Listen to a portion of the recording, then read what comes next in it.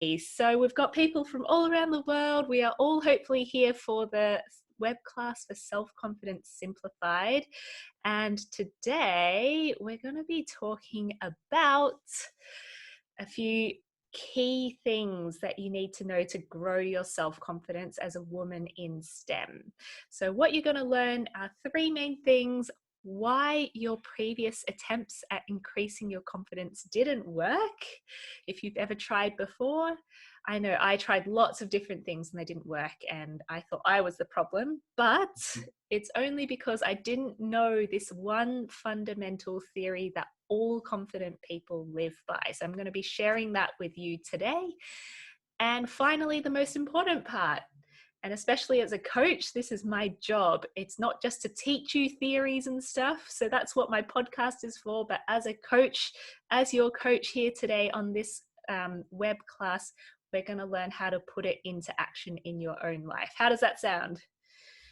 Hope that's what you're here for today. A quick intro about me quickly. So for those of you who don't know, I used to be a mechanical engineer, so a woman in STEM. I worked in the construction industry for about 8 years, but now I teach women in STEM step-by-step frameworks to become confident, strategy savvy, and influential leaders with ease and grace. Now, I really want to stress the ease and grace there, because I know, for a lot of us who maybe work in the corporate world, we see lots of dirty tricks and mind games being played, sometimes not even in corporate worlds, in startups as well. So there is a way to be a good human being and to still have all these things, to still be an influential leader in your workplace. And it's about, first of all, learning how to be confident in your own abilities and know what is right. So that is the basis for a lot of the coaching that I do. Now, I coach women one-on-one. I do workshops like these for corporate environments. And I also, you might hear me doing talks at offices, and I also obviously have my podcast, which is called How to Be a STEMinist. If you've not listened before, I highly recommend you to go wherever you listen to podcasts and search How to Be a STEMinist, and you'll find me there. A quick reminder, so most of you, unless you signed up just yesterday, most of you will have received an email from me to invite you to come and do a one-on-one coaching call with me. And I call this a career clarity call. Now, you can apply for it. I'm going to put a link here in the chat for those of who are online right now. You can apply for your spot here. This is a free 30-minute coaching call. I know a couple of you have already booked in and already had your calls with me, so it's been great to meet you. And this is a complimentary and confidential career clarity call. What happens in these calls is that we look at whatever is challenging you in your career right now and where you want to get to in the future. And we try and figure out what the steps are that you need to take in between.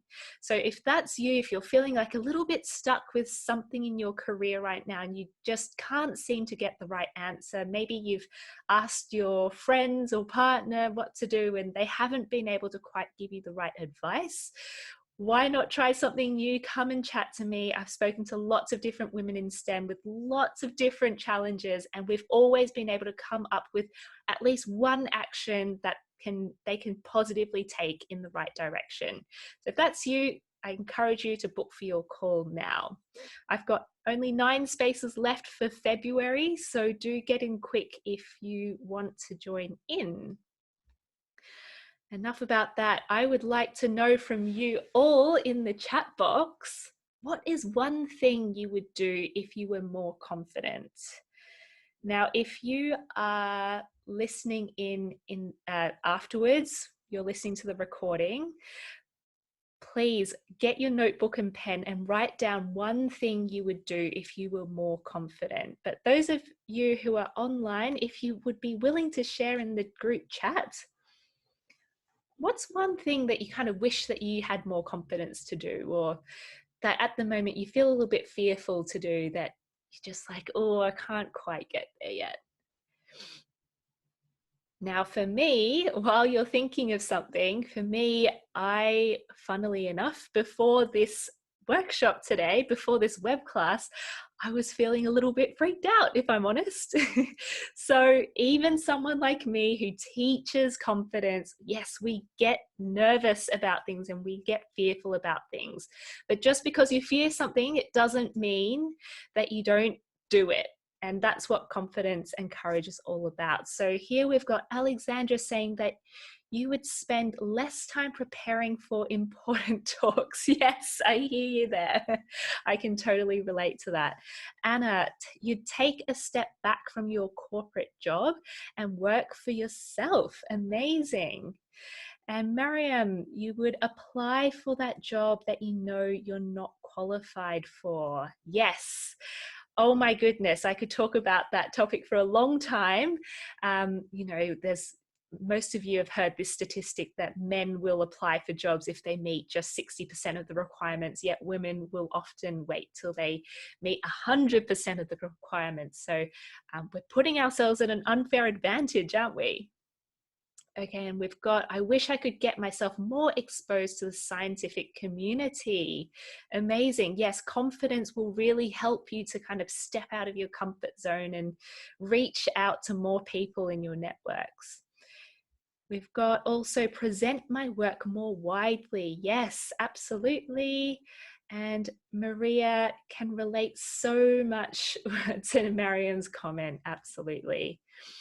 You would do less second guessing or overthinking, and you'd take risks. Absolutely.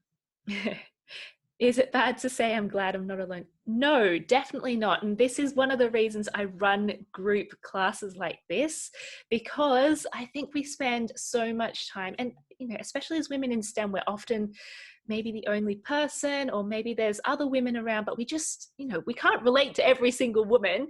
And sometimes we just don't feel like we can open up to people in our workplaces. So this is exactly what this group class is for, to make you feel like you're not alone, because you're not. And this is a really good forum for people to start talking to each other and realizing, yeah, other people go through exactly the same thing. It's not just you. Okay, so there are so many positive things that you would do if you were more confident, but how do we actually get there? Now, I spent some time yesterday, I had a bit of fun with this, Googling what some common advice is on the internet that, we're told for increasing our confidence. So we have, common advice for increasing our confidence. Let me know in the chat box if you've used any of these. So fake it till you make it. Act like an extrovert. Be fearless, which I actually think this is impossible. If you're a human without fear, there's something majorly wrong with your brain. Stand up for yourself. Anyone use these methods before? Demand respect is something that I often hear. Accomplish more stuff. So, get more accolades and make sure that other people know you're doing a good job. Stop caring what other people think. Be assertive. So these are all common things that we're often told to increase our own confidence. Okay, I have tried probably 80% of these things before, and they didn't work. And I thought, okay, well, if I'm doing all this stuff that everyone tells me all the time and it's not working, then maybe I'm just not cut out to have any confidence. I'm just not born with it. I don't have it. That's just me. I'm just going to have to live with it. Maybe you can relate. A couple of other silly ones that I found on the internet. Someone suggested that you increase your confidence by making a complaint at a restaurant. Wear something that will draw attention, such as a garish color. Take an unfamiliar route on public transport. And then there are some, I'm obviously picking the really ridiculous ones, but this advice is actually out there. There are some that are specifically for women that I want to share with you. Get your hair done before a date, change your appearance, go to a party on your own, email 5 people you look up to, take a dance class, wear high heels. So much ridiculous advice out there, and so much confusing advice. So everyone on the call, if you are feeling like you have no idea where to start with building self-confidence, maybe you've tried lots of things before, this is exactly why it feels overwhelming. There is so much advice out there. What are you supposed to do with all of it? Now, despite all this advice, there's actually only one thing that you need to do, and that's this one fundamental theory that I'm going to be talking to you about today.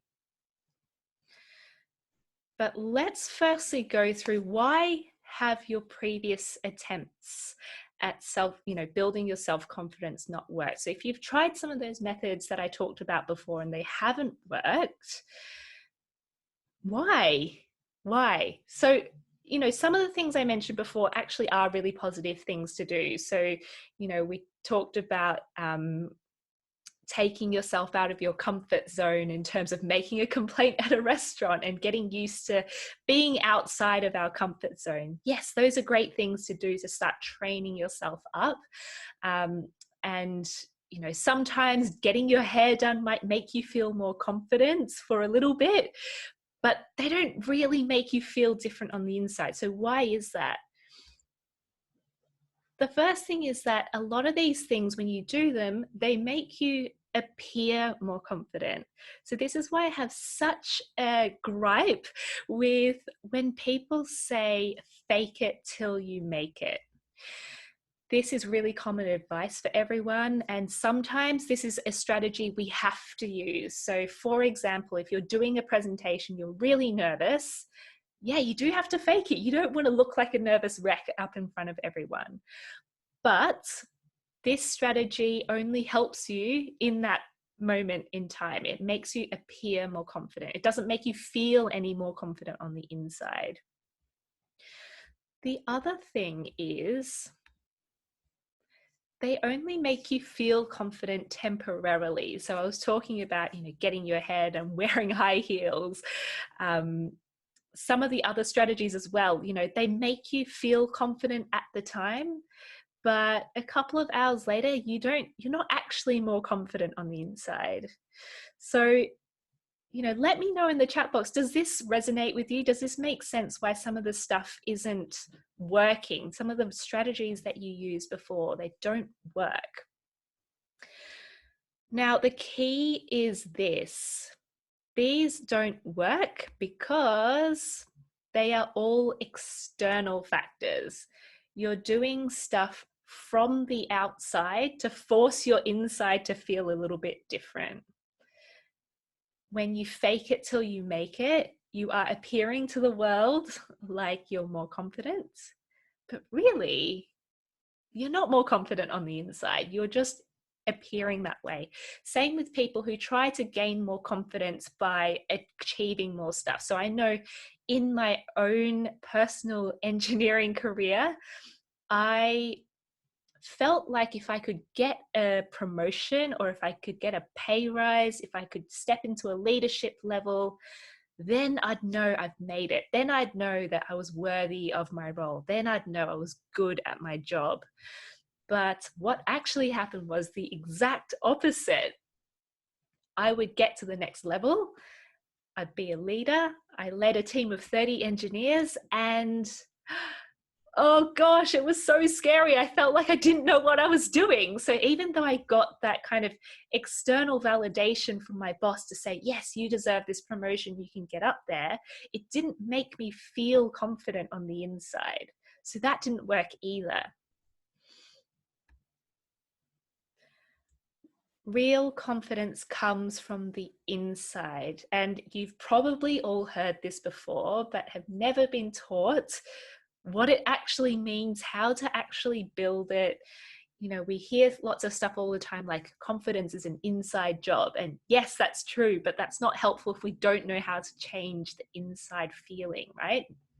So as I said, it doesn't come from an external thing like getting a promotion. It's really about proving to yourself that you're worthy to yourself. It doesn't matter what anyone else thinks, doesn't matter about their perceptions. It's all about what you think of yourself. So let's take a little step back. This is the definition of confidence: the feeling or belief that one can have faith in or rely on something or someone. So you have to have self-confidence, you have to believe that you can rely on yourself. You have to believe that you have faith in yourself, right? This is exactly why fake it till you make it doesn't work.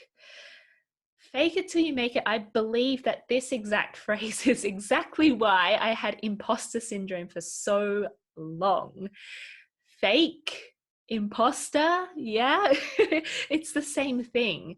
I was teaching myself to be an imposter, so no wonder I felt like I had imposter syndrome. I couldn't rely on myself to do a good job because I was always pretending to be someone else. I wasn't relying on myself. I was being a different version of myself. That didn't work for me. So to have self-confidence, you have to have the feeling and belief that you can have faith in and rely on yourself. So this comes back to this one fundamental theory that all confident people live by, which is always do what you believe to be right and true. This is advice that I was never given when I was trying to grow my confidence. When I was Googling how to be more confident in the workplace, you'd get advice like, stand up for yourself, make sure you speak up in meetings, be more assertive. Those things help other people to, maybe take you a bit more seriously at times, but I really believe that the first place you need to start is within yourself, because if you can't trust yourself, how can others trust you? You will end up sending out this vibe that you're no good at your own job because you can't even trust yourself to do a good job yourself. How can other people trust you? So firstly, we need to fix what's inside ourselves before we worry about what other people think of us. And in actual fact, you never have to worry about what other people think of you, because when you become confident, other people will have confidence in you. That all falls into place. I'm sure all of you can think of someone in your workplace or in your life who just is naturally confident. They just ooze this confidence. It's very effortless. And that's because it comes from the inside. There are other people who we sometimes say that they're confident people, but they're actually not. So that's what these people look like. They might be very aggressive. They might be very, very assertive in the workplace. They might always kind of stand their ground with anything. They won't waver in their opinion, even though someone has a good idea. These people, society thinks that they're confident, but really they're not. On the inside, they don't feel confident enough to, say, consider someone else's view. And they don't feel confident enough to just talk about what they believe is right. They have to make sure everyone else believes them as well. So these people are actually not confident. And that's why also the other strategy of pretending to be an extrovert doesn't work. We often think of extroverts are people who are really confident all the time, but being an introvert and extrovert has nothing to do with your level of confidence. It's just to do with your level of energy and where you get that from. So extroverts get their energy from other people. Introverts get their energy from having alone time and being by themselves. That's it. It's got nothing to do with confidence. We see a lot of extroverts who are not confident people, and they might try and get their, find self-worth from compliments or other people. So don't use that strategy of trying to be someone else, because that doesn't work. You need to start doing what you believe to be right and true, And this is the only way that you can rely on yourself and have faith in yourself, which is what confidence is. How are people feeling about this fundamental theory so far?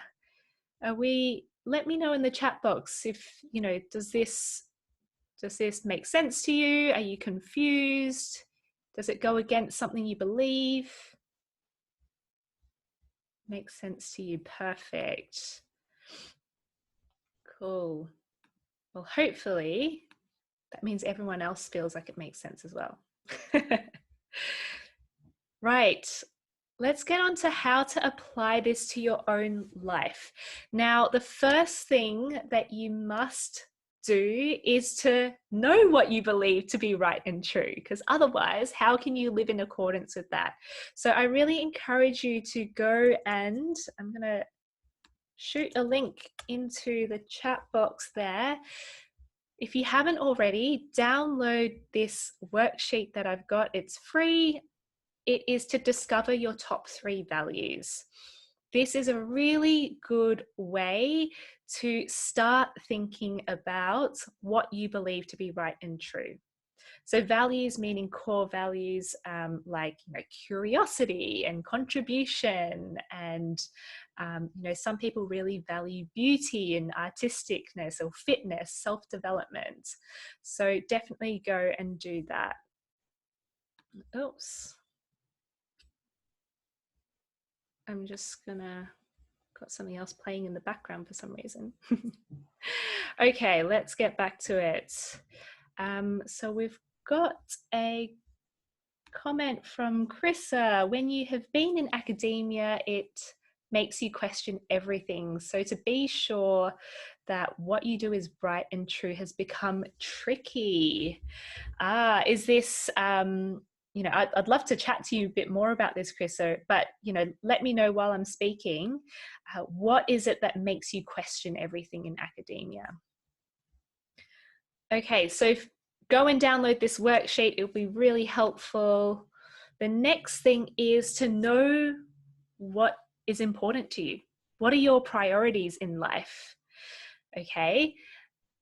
What I do with every single one of my new clients when I first onboard them is to work out what their top 6 priorities are. And this is something you can do by yourself.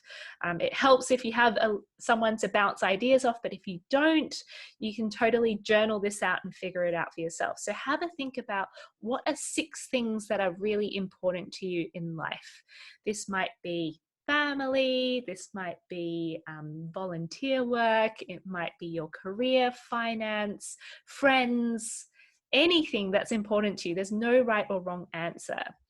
Now, identify exactly what these 6 things are and make sure that you do prioritize them in your life.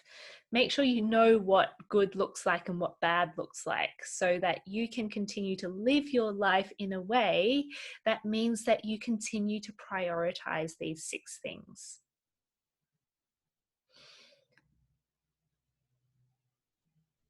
The third thing is to prove to yourself on a daily basis that you can live in accordance with your beliefs and values.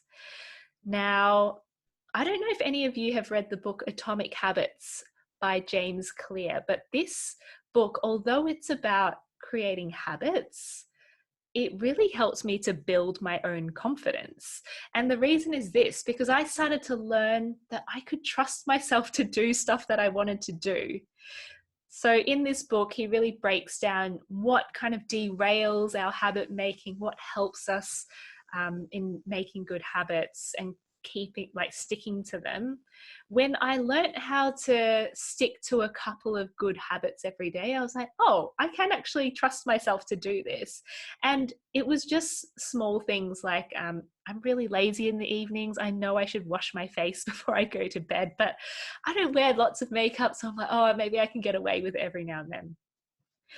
So it was something kind of silly and it had nothing to do with confidence in my work or anything like that. But just this act of learning that I could trust myself every evening to do this really small thing, that was a really good catalyst for me to learn, yeah, I can rely on myself. So have a think about one small thing that you could do, that you feel like you should do, but you don't because maybe it's like too much effort, you're a bit lazy, you don't have enough time. Find one small thing that you can start proving to yourself every day. I'm going to get back to the comments at the end because I really do want to talk about, your life in academia and some of the tricky situations that you've got. So we'll go through those in the question section. So our next point is finally to find a strategy to increase your confidence that is tailored to how your brain thinks. Now, as you saw before, there's thousands of things on the internet that tells you how to build your confidence in different ways. And yeah, some of those things are going to work for you, but most of them aren't. You've got to find a strategy that works for you. And it depends how your brain thinks. It depends how you create habits. It depends on what you believe in. So there's lots of things at play here, and you might like to try lots of different things. Or if you tried lots of things and you're kind of sick of waiting around, come and speak to me. Book in a career clarity call because I might be able to help you pinpoint exactly what steps you need to take next. Speaking to a coach is a way to fast track finding something that works for you, finding something, a strategy to help you build your own confidence quickly. So let's talk about next steps. Firstly, I want you all to download the values worksheet and figure out what your top 3 values are. If you don't know what they are, it's really hard to start relying on yourself. So have a go at that. That's the first thing I want all of you to do. Second thing is, if you're struggling to find a way to build your confidence in a way that works for you, come and book a career clarity call like I spoke about before. So here's the link again in the group chat if you missed it. This is where we'll spend 30 minutes together, really deep diving into your career challenge and to figure out a way to step forwards in that. This is free, it's confidential. I've got 9 spots left in February, so come and book that as soon as you can. And the third thing is maybe the most important thing out of all of this. I run these sessions because I want more women in STEM to know how to build their own confidence, how to take back control of their careers. And I want not just the people who attend and watch this recording to know it. I want more people to know it, and you have to help me spread that. So if you took something away today, can you please help me by sharing it with one other person that you know? Now, I'm going to come back to the comments in a second, but first of all, could everyone who's online right now type into the chat box one thing that they've taken away from today? This might be something that you learned that was new, something that you were like, oh, that was a really good reminder, or an action that you're going to take. What's one thing you're going to take away from today's workshop or this web class?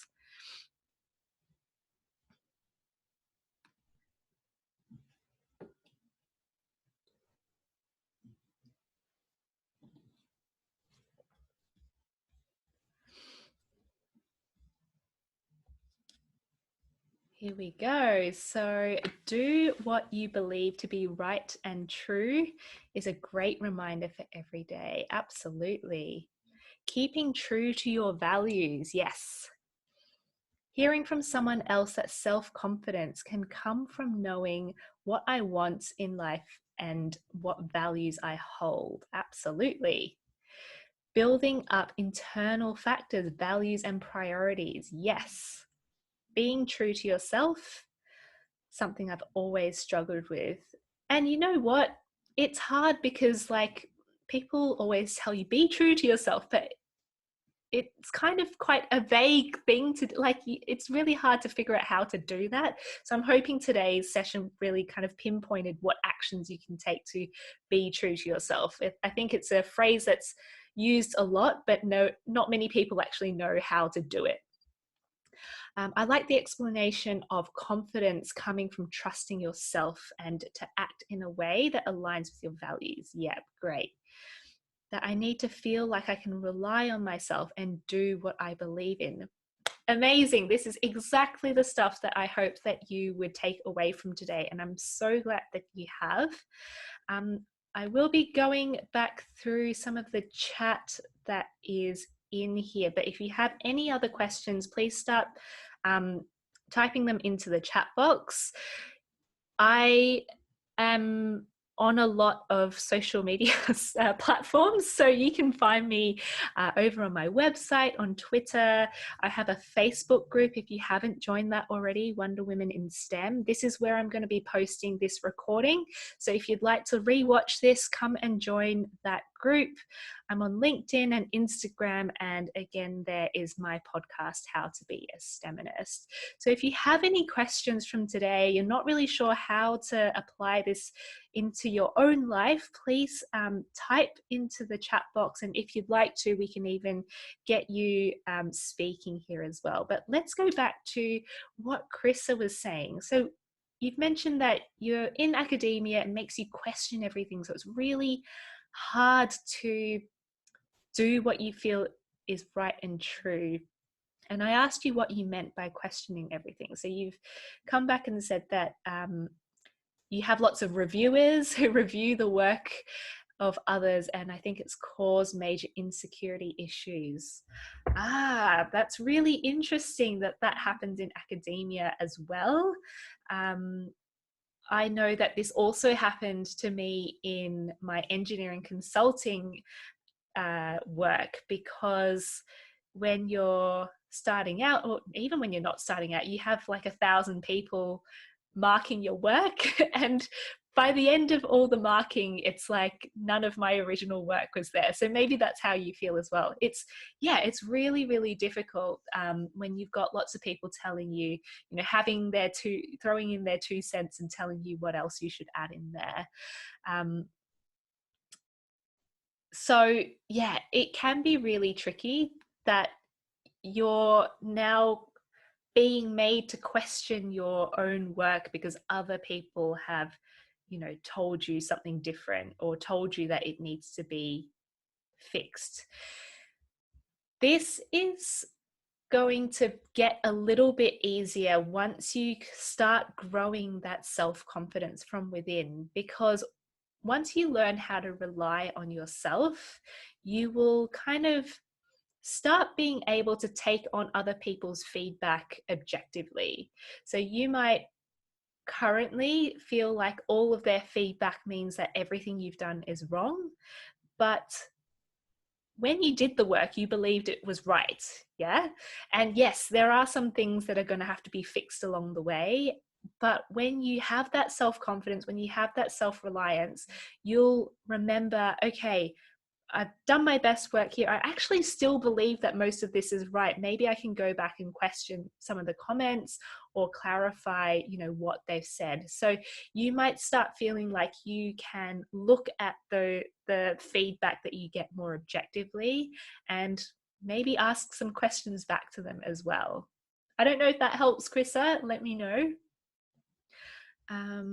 Anna here says, this sounds like it could be resilience in our work and being able to handle constructive feedback. Aha, yes, you've hit the nail on the head there. I've been trying to do that recently and it's really hard. Yes, absolutely. It's always difficult when you have someone tell you, actually, you've done this wrong. And you're like, I tried really hard. I tried really hard to do this right. But that's okay. Again, when you do build that self-confidence, you'll be able to look at it in a less personal way. You'll be able to say to yourself, I did my best with the information I had at the time, with the knowledge I had at the time. This is what I came up with.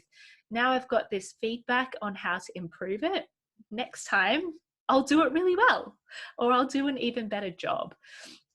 It is definitely something that takes practice, like you said, and the more you do it, the more you'll be able to take on that feedback in a really positive way. And again, doing this stuff where you start learning to rely on yourself is going to help you to handle that feedback as well.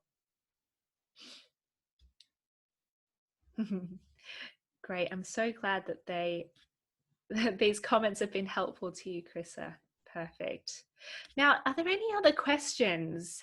Does anyone feel like there's something in here that I talked about today that didn't quite align with what they believe, or feels like it might be tricky to put this into action in their own careers? No? Cool. Well, I'm so glad that you all joined me today. You're welcome to watch this recording in the Wonder Women in STEM Facebook group and let me know what you thought. If you send me an email afterwards, I'd love to know how you found this session and whether you would like to attend more sessions. Actually, maybe I'll ask you this now in the chat box. I'm thinking of potentially doing something like this once a month, where I can invite women in STEM from all different fields, all different backgrounds and countries to come together and learn about a topic like this. Is this something that you might want to come to again? Type a yes or no in the chat box. That would really help me out to figure out whether that's something I should continue doing. Yes, yes, yes. Amazing. Cool.